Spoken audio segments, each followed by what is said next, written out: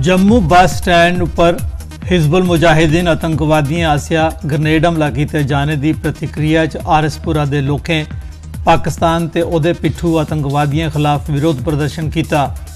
प्रदर्शनकारियों पाकिस्तान के वजीर आजम इमरान खान का पुतला भी फूकिया। शिव सेना हिंदुस्तान के कार्यकर्ताएं ते लोगों पाकिस्तान खिलाफ नारे लाए। पुलवामा जो पहला हमला होया उसके बाद बार बार जो पाकिस्तान जो हमला करी के जा रहा है। ये आखने गौरमेंट को ये अपील करके कि उनके उपर जी कार्रवाई जी सख्त को सख्त कार्रवाई की जानी चाहिए है।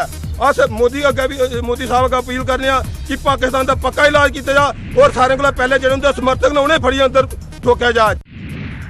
राई बाई महकमा गंदोह आसिया एक दिहाड़े का मैगा किसान मेला ते एग्रीकल्चर एग्जीबिशन का आयोजन किया गया।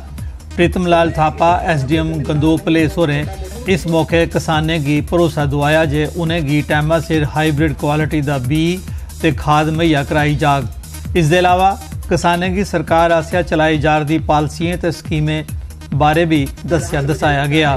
इस मौके सब डिवीजन एग्रीकल्चर अफसर गंदोह पुलिस SK कोतवाल और भी मौजूद है।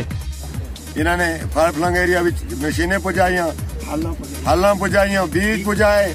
आज बड़े बड़े वैरायटी इतने दे रहे हैं असें लोगों की। तो मैं आगे भी चाहना इनका बहुत बहुत शुक्रिया अदा करना। किसान जागृत हो कि सब्जियां किस तरह लगानिया ने, अपने गंदम किस तरह लगानी है, अपनी मक्की किस तरह लगानी है, कितनी खाद पानी है। डिटेल इंटरेक्शन आज हमारी यहाँ फार्मर्स के साथ हुई और मैं बहुत खुश हूँ आज कि इतनी गैदरिंग, इतना इंटरेस्ट है फार्मिंग कम्युनिटी को ऐसा एरिया में। इंटरनेशनल वुमेन्स डे के सिलसिले च जिला इंतजामिया रजौरी आसिया आयोजित एक दिहाड़े के जगाह कार्यक्रम में गरीब महिलाएं ते लड़कियां की सम्मानित किया गया।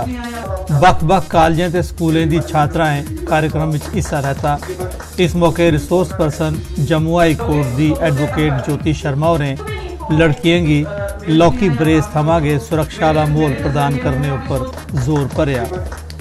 बच्चियां जड़ियां साड़ियां असें उन्हें पैदा होने देना, कियां असें उन्हें अपने घर विच जेल्लै पैदा होंदियां न कियां उन्हें वेलकम करना।